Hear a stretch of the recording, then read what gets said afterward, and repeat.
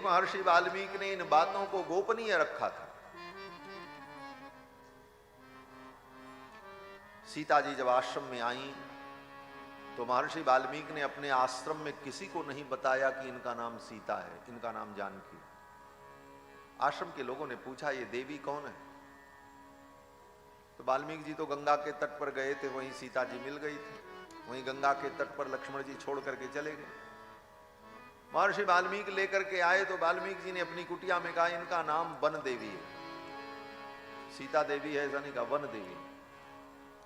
आश्रम के लोग यही जानते हैं वन देवी। महर्षि वाल्मीकि ने कहा वन में मुझे प्राप्त हुई इसलिए इनका नाम वन देवी। और लव और कुश को भी यही मालूम है कि इनका नाम वन देवी। जब लव कुश बड़े हुए तो एक दिन लव कुश ने पूछा वाल्मीकि जी से, गुरुदेव हमारे पिताजी कौन है, मेरे पिता का नाम क्या है? तो वाल्मीकि जी ने कहा पिता का नाम जान करके क्या करोगे? लव कुश ने कहा कोई पूछे कि पिताजी कौन है तो नाम कैसे बताएंगे? तो वाल्मीकि जी ने कहा देखो अभी तुम गुरुकुल में रह रहे हो, जब गुरुकुल में कोई व्यक्ति रहता है तो उसका परिचय उसके गुरु के नाम से होता है, पिता के नाम से नहीं होता। कोई पूछे तो कह देना मैं महर्षि वाल्मीकि का शिष्य हूं, इतना ही परिचय पर्याप्त है, पिता का नाम बताने की आवश्यकता नहीं पड़ेगी। तो कुश और लव आज्ञाकारी शिष्य थे, गुरु जी ने कह दिया तो कह दिया, दोबारा पूछने की हिम्मत नहीं। और कभी कुश और लव ने यह नहीं पूछा कि हमारे पिताजी कौन है, इसलिए कुश लव को मालूम ही नहीं। पूरी रामायण पढ़ ली, याद कर लिया, वीणा बजा करके गायन करने लगे। और सर्वप्रथम रामायण की कथा वाल्मीकि जी के आश्रम में हुई। वहीं पर वाल्मीकि जी ने कहा इस कथा को तुम यहीं आश्रम में गाओ और मुनि महात्मा सुने। कुश और लव ने गाया, आश्रम के सभी महात्माओं ने इस कथा को सुना, मां जानकी ने भी सुना। महर्षि वाल्मीकि स्वयं बैठ करके सुन रहे थे और कुश और लव इस कथा को दोनों भाई गा रहे। जब कथा प्रारंभ हुई आश्रम में तो जितने मुनि महात्मा थे इस कथा को सुन करके भाव विभोर हो गए और रोने लगे महाराज। सबकी आंखों से अश्रुपात होने लगा। तच्छ्रुत्वा मुनयः सर्वे बाष्प पर्याकुलेक्षणाः। तच्छ्रुत्वा मुनयः सर्वे, जितने मुनि थे महात्मा थे सबकी आंखों से अश्रुपात, सब रोने लगे। यहीं से कथा प्रारंभ हुई, रोने से। क्यों? बोले बात जान लेना, कथा रोने के लिए ही होती, कथा में रोने का ही महत्व है, हंसने का महत्व नहीं। आजकल लोग कहते महाराज कथा में महाराज जी हंसाते नहीं हैं, नचाते नहीं हैं। बोले कथा हंसाने के लिए और नचाने के लिए नहीं है, कथा तो रुलाने के लिए है। कथा सुनकर के रोना आवे, आंखों से अश्रुपात हो, ये कथा सुनने का फल है। आज तो हंसाना, नचाना और गवाना, बोले गवाना, नचाना, हंसाना ये कथा का स्वरूप है। कथा तो रुलाने के लिए, कथा सुनकर के रोना आ जाए, आंखें डबडबा जाएं, आंखों में अश्रु आ जाए, तुम्हारा हृदय पवित्र हो जाएगा, बुद्धि पवित्र हो जाएगी, जन्म जन्मांतर के पाप नष्ट हो जाएंगे, मानव जीवन धन्य हो जाएगा। ये कथा रोने के लिए। गोस्वामी तुलसीदास जी महाराज कहते हैं, स्वयं भगवान श्री राम कहते हैं मेरी कथा सुनने का फल क्या है। तुलसी कृत रामायण आप लोग पढ़ते हैं, तुलसी कृत रामायण में स्वयं राम जी कहते हैं कि मेरे चरित्र को सुनकर, मेरी कथा को सुनकर शरीर पुलकित हो जाए, शरीर के रोम रोम पुलकित हो जाए, वाणी गदगद हो जाए, आंखों से अश्रु बहने लग जाए, यही मेरी कथा सुनने का फल है। मम गुण गावत पुलक शरीरा, गद गद गिरा नयन बहरीरा। मम गुण गावत पुलक शरीरा, गद गद गिरा नयन बहरीरा, गद गद गिरा नयन बहरीरा, गद गद गिरा नयन बहरीरा। भगवान की कथा को सुनकर वाणी गदगद हो जाए, तन पुलकित हो जाए, आंखों से अश्रुपात हो, मम गुण गावत पुलक शरीरा, गदगद गिरा नयन बह मीरा। भगवान का गुणगान करते समय और गुण श्रवण करते समय तन पुलकित हो, आंखों से अश्रुपात हो, हृदय भर आए, कंठ अवरुद्ध हो जाए, शरीर में रोमांच हो, यही कथा सुनने का। अब आप कहोगे फिर तो सुनाने वाले को सबसे पहले रोना शुरू करना चाहिए। आप प्रश्न करो, उसके पहले हम उस प्रश्न का उत्तर आपको बता दें, तभी तो कथा सुनने का आनंद है। मम गुण गावत पुलक शरीरा, मेरा गुण गाते समय शरीर पुलकित हो, आंखों से अश्रुपात हो। लेकिन यह उस स्थिति के लिए है जब व्यक्ति स्वयं बैठ करके अकेले राम जी का चरित्र गाए, एकांत में बैठकर भाव विभोर होकर राम जी के चरित्र का पाठ करे, गान करे। उस समय उसके आंखों से अश्रुपात हो, रोना हो, और जो श्रवण कर रहा है उसका रोना और हंसना हो। लेकिन व्यास पीठ पर बैठ करके जो आचार्य, जो महापुरुष कथा सुना रहे हैं, उनका रोना संभव नहीं होगा। क्यों बोले, अगर वो रोने में पड़ गए और रोने में डूब गए तो फिर कथा ही नहीं हो पाएगी, कथा तो वहीं ठप हो जाएगी, कथा वहीं बंद हो जाएगी। क्यों बोले, रोना तो तब होता है जब व्यक्ति डूब जाए उस भाव में, और जो डूब जाएगा वो वर्णन नहीं कर पाएगा, और जो वर्णन करेगा उस समय वो डूबा नहीं होगा। ये स्थिति बड़ी विचक्षण होती। कोई व्यक्ति पानी में डुबकी लगाए और पूछो भीतर तुमको कैसा लग रहा है, बोले बाहर निकले तब न बताएं। भगवान की कथा में उस रस में डूबने का आनंद जिस समय होगा उस समय उसका वर्णन नहीं होगा, और जिस समय उस आनंद का वर्णन किया जाएगा उस समय वो व्यक्ति डूबा नहीं रहेगा। ये विडंबना है। भगवान शंकर भी पार्वती जी को जब कथा सुनाते हैं तो ध्यान मगन जुगदंड, 2 घड़ी तक तो ध्यान में डूबे रहे, उस रस में स्वयं भगवान शंकर डूब गए। लेकिन अब डूबे हैं तो कथा कैसे सुनावे पार्वती जी को? बोले पुनि मन बाहर कीन, फिर अपने आप को उन्होंने बाहर किया। उस डूब से जब बाहर निकले तब भगवान शंकर ने पार्वती को कथा सुना। सुनाने वाला ही डूबा रहेगा तो फिर वो सुना नहीं पाएगा, और जब सुनाएगा उस समय डूबा नहीं रहेगा। तो कहने का भाव क्या है दोहा? मगन ध्यान रस दंड जुग पुनि मन बाहर कीन, मगन ध्यान रस दंड जुग पुनि मन बाहर कीन, रघुपति चरित महेश तब हर्षित भरने कीन, रघुपति चरित महेश तब हर्षित भरने लीन, हाँ हर्षित भरने लीन, हर्षित भरने लीन। जब भगवान शंकर डूबे थे तब तक कथा नहीं सुनाई, ध्यान मगन। लेकिन जब पुनि मन बाहर कीन, अपने मन को बाहर किया, उस डूब से बाहर उबरे निकले, तब कथा का वर्णन। तो कथा सुनकर गाकर रोना आ जाए, यही कथा सुनने और गाने का फल है। भगवान कृष्ण भी कहते हैं, भगवान श्री कृष्ण क्या कहते हैं कि वाग गदगदा द्रवते यस्य चित्तम, भागवत जी में, वाग गदगदा द्रवते यस्य चित्तम, वाणी गदगद हो जाए, द्रवते यस्य चित्तम, चित्त जो है द्रवीभूत हो जाए, चित्त द्रवीभूत हो जाए, हृदय पिघल जाए। हृदय के पिघलने का प्रमाण क्या है? बोले जब हृदय पिघलेगा,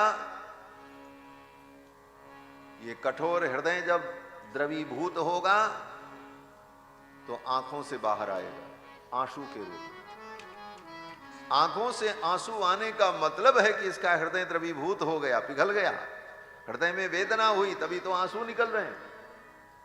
तो भगवान कृष्ण कहते हैं वाग गदगदात द्रवते यस्य चित्तम, वाणी गदगद हो जाए, चित्त द्रवीभूत हो जाए, रुदंत्य भीक्षणम, और बार बार कथा में रोना आवे, सुन सुन करके पग पग पर वो रोए, हुलक हुलक करके रोए, हिचकियां आने लग जाएं। हाँ, ऐसे ही लिखा है महाराज, बाग गदगदात द्रवते यस्य चित्तम रुदंत्य भीक्षणम। अभीक्षणम माने बार बार रोना आए, हंसति क्वचिच्च, कथा में हंसना कहीं कहीं, हाँ कभी कोई प्रसंग आ जाए हंसने का तो एक आध बार हंसी भी आ जाए, लेकिन महत्व रोने का ही।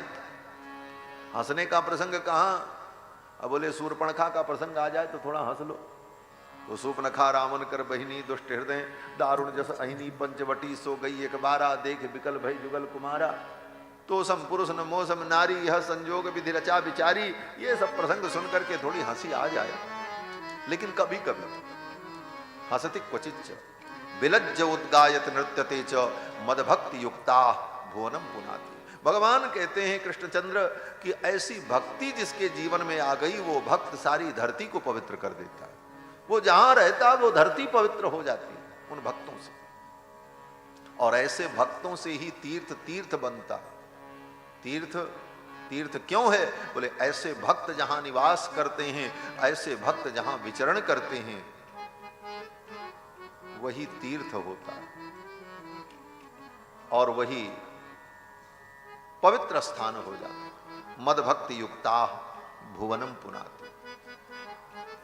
तो श्री महर्षि वाल्मीकि अनुभव करते हैं कि लौकुश ने जब कथा सुनाई तो सभी मुनि महात्मा रोने लगे, भाव विभोर हो, और सब ने यही कहा, अरे जिस घटना का ये वर्णन कर रहे हैं ये घटना तो बहुत पहले की है, लेकिन ऐसा वर्णन कर रहे हैं कि लग रहा है ये घटना आंखों के सामने घटित हो रही है, सचित्र वर्णन।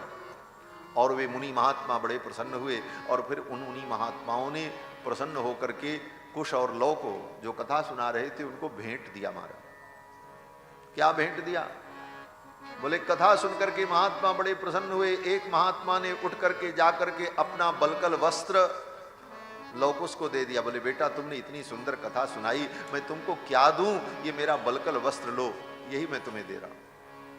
एक महात्मा ने अपना कमंडल ले जाकर के दे दिया, उन महात्माओं के पास यही था, बलकल वस्त्र, कमंडल, माला, कंठी, तुलसी, और क्या था, जिसके पास जो रहेगा वही न देगा। उन महात्माओं ने जाकर के लौकुश को भेंट कर दिया, किसी ने कमंडल दिया, किसी ने वस्त्र दिया, किसी ने माला दे दी, किसी ने पीढ़ा दिया, बाजोट, ले इस पे बैठना, भजन करना। एक महात्मा तो बड़े विलक्षण थे, उनके पास एक कुल्हाड़ी थी, लकड़ी काटने के लिए कहीं जा रहे थे, कथा सुनने बैठ गए, मन मगन हो गया, सोचने लगे मैं क्या भेंट करूं, बस वो कुल्हाड़ी ही ले जाकर के व्यासपीठ पर चढ़ा दी। बोले लो बेटा तुम्हारे काम आए, इतनी सुंदर कथा तुमने सुनाई। इस प्रकार सभी महात्माओं ने जिसके पास जो था, एक महात्मा तो बड़े विलक्षण थे महाराज, उनके पास कुछ नहीं था, परम त्यागी, परम विरक्त, लेकिन उनके पास एक चीज था, क्या बोले, तपस्या का धन था। तप ही उनके जीवन का धन था। उन्होंने ईंटा पत्थर नहीं बटोरा, उन्होंने जीवन में तप का संग्रह। तपोधन थे। तपोधन का मतलब होता है तपस्या ही जिसका धन हो, तपोधन। तप को ही जिसने धन समझा, ऐसे महात्मा थे। उन्होंने कहा बेटा मेरे पास कोई ऐसी वस्तु नहीं है जो मैं तुम्हें दे सकूं, मेरे पास तो केवल तपस्या है, मैं अपनी तपस्या का फल तुम्हें देता हूं। हे लवकुश, तुम सदा स्वस्थ रहो, आनंद से रहो, और इसी प्रकार हमें कथा सुनाते रहो, मेरी तपस्या का फल तुमको प्राप्त हो जाए, अपनी तपस्या ही दे दी। एक महात्मा बड़े अच्छे थे, उन्होंने अपनी आयु का दान कर दिया। बोले आयुष्यम अपरे तथा, मेरी आयु भी तुमको लग जाए। क्यों, बोले तुम बहुत आयुवान होगे तो बहुत लोगों को कथा सुनाओगे, बहुतों का कल्याण करोगे, इसलिए तुम दीर्घायु हो जाओ, मेरी भी आयु तुमको प्राप्त हो जाए। ऐसी कथा भाई वाल्मीकि जी बड़े प्रसन्न हुए, मेरे बच्चों ने बड़ी सुंदर कथा सुनाई। और फिर महर्षि वाल्मीकि ने कुश और लौ को लिया, कहा चलो कहां चलो? बोले नैमिषारण्य। नैमिषारण्य में उस समय भगवान श्री राम का अश्वमेध यज्ञ चल रहा था। राजाधिराज रघुनाथ जी नैमिषारण्य में पधारे। वहीं पर पूरा राज दरबार लगता था, क्योंकि अश्वमेध यज्ञ 1 वर्ष तक होता है। 1 वर्ष का अश्वमेध यज्ञ था, इसलिए 1 वर्ष तक राम जी को कहीं जाना नहीं था, एक ही जगह पर रहना था। और इतने बड़े राज्य की व्यवस्था कैसे चलेगी? तो पूरा मंत्रिमंडल वहां, पूरा मंत्रिमंडल वहां, तो पूरा राज परिवार भी वहां। तो एक प्रकार से कुछ दिनों के लिए अयोध्या की राजधानी नैमिषारण्य में शिफ्ट हो गई। राम जी वहीं रह रहे। अश्वमेध यज्ञ चल रहा था राम जी को गोमती नदी के तट पर। महर्षि वाल्मीकि कुश और लौ को लेकर के नैमिषारण्य आते हैं। अश्वमेध यज्ञ में नियम है कि जो राजा अश्वमेध यज्ञ करता है, उस राजा का गुणगान करने के लिए, उस राजा के ऐश्वर्य और कीर्ति का वर्णन करने के लिए बड़े बड़े गायक, गुणी, ज्ञानी जन आते हैं और उनका गुणगान करते हैं। ये विधि है। तो महर्षि वाल्मीकि ने लौकुश को लिया और कहा चलो, चल करके नैमिषारण्य में इस राम कथा को तुम गाओ, क्योंकि राम जी का वहां यज्ञ चल रहा है। लौकुश आए। महर्षि वाल्मीकि ने कहा ऐसे नहीं गान करना, नैमिषारण्य की गलियों में घूम घूम करके तुम्हें कथा सुनानी है। लौकुश ने कहा ठीक है। वाल्मीकि जी ने कहा देखो, ये कथा राजाधिराज भगवान रघुनंदन, अगर वो इस कथा को सुनेंगे और उनका मन प्रसन्न हुआ और उन्होंने कहा कि आओ मेरे दरबार में इस कथा का तुम वाचन करो, कथा को सुनाओ, तो उनकी आज्ञा का पालन करना। वो राजाधिराज हैं, राजा की आज्ञा का पालन करना चाहिए और चले जाना दरबार में, और वो कहेंगे तो दरबार में इस कथा को सुनाना। लौकुश ने कहा ठीक है। महर्षि वाल्मीकि ने कहा एक बात और ध्यान रखना, अगर वो दक्षिणा दें तो दक्षिणा मत लेना, कह देना कि मेरे गुरुदेव ने मना किया है, क्योंकि राजाधिराज है, मर्यादा पुरुषोत्तम है। वो मर्यादा का पालन करेंगे, कथा सुनने के बाद दक्षिणा देंगे, फोकट में कथा नहीं सुनेंगे।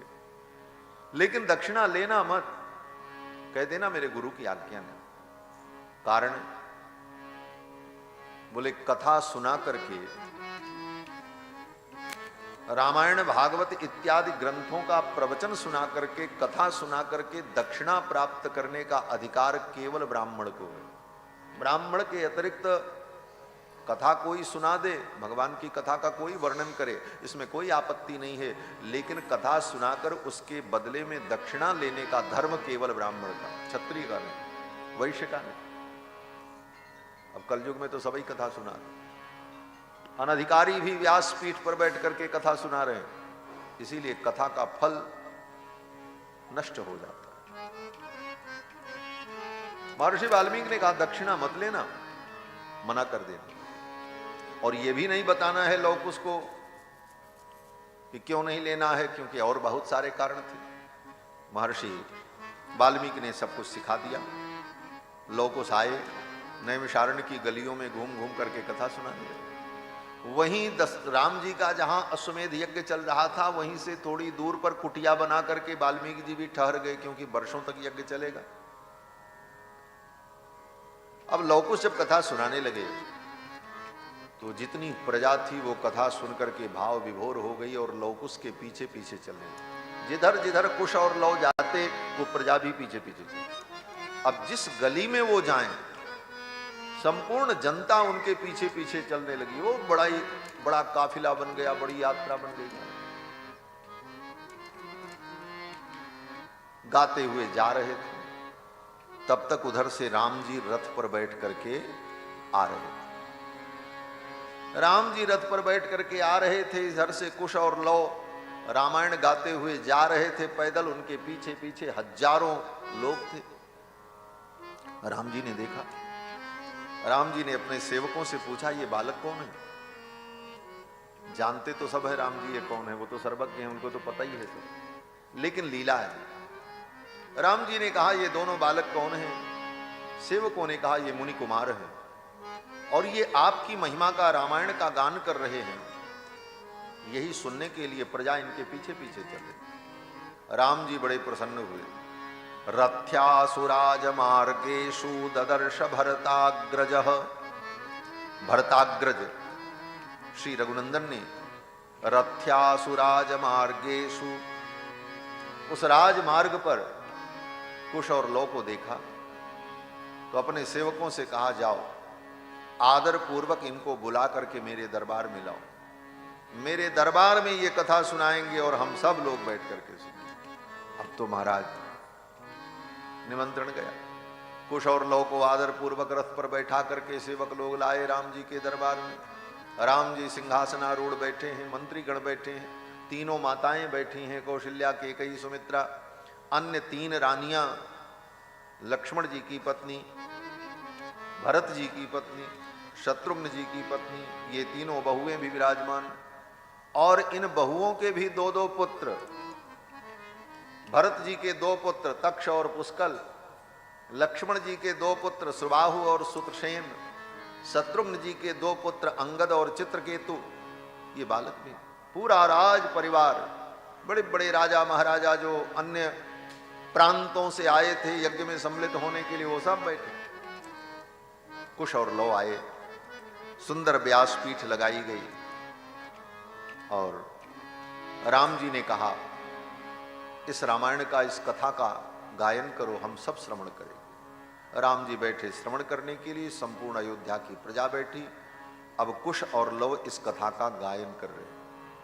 ततस्तुतौ राम वच प्रचोदिता अगायताम मार्ग विधान संपदा। भगवान श्री राम की प्रेरणा से कुश और लौ इस कथा का गान करने लगे नैमिषारण्य में, राम जी के दरबार में। और किस विधि से? बोले अगायताम मार्ग विधान संपदा।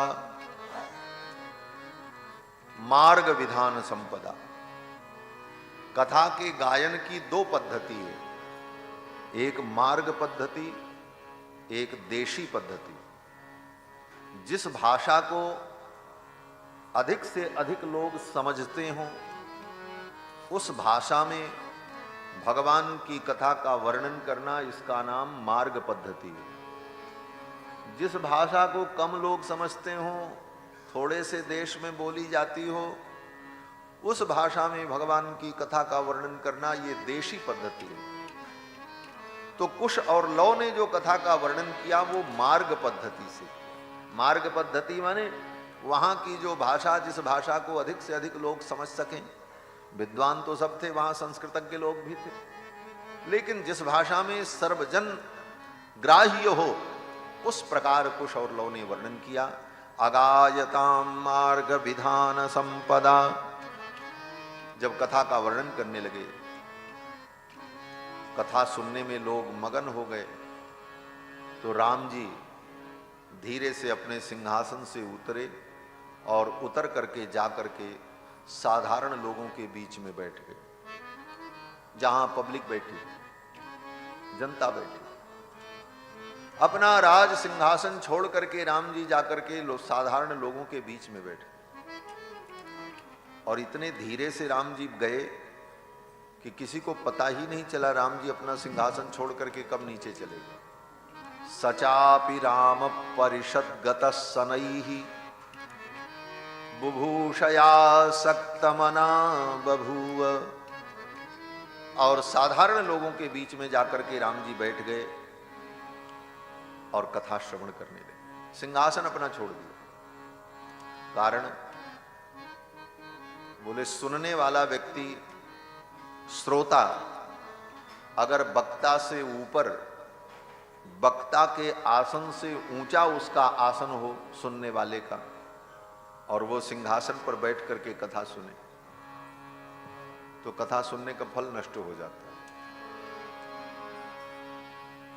वक्ता के बराबर आसन लगा करके अगर कथा सुने तो पुण्य नष्ट हो जाता है। वक्ता से ऊंचे आसन हो जाए सुनने वाले का तो उसको नरक की प्राप्ति हो। इसलिए सुनने वाले का आसन सुनाने वाले से नीचे। इसीलिए राम जी ने भी अपना सिंहासन छोड़ दिया और जाकर के लोगों के बीच में बैठ गए। सचापि राम परिषद गतसनैहि बुभूषया सक्तमना बभूव। और साधारण लोगों के बीच में बैठकर राम जी इस कथा को श्रवण करते हैं। इस कथा को राम जी ने सुना है, जिस कथा को आप सुन रहे हैं, और कुशलव इसका वर्णन कर रहे हैं। अब कुशलव जब राम जी के दरबार में वर्णन करने लगे तो सबसे पहले अयोध्या का वर्णन किया है, क्योंकि अयोध्या से ही ये कथा प्रारंभ होती है, क्योंकि ये कथा ही अयोध्या नाथ की है।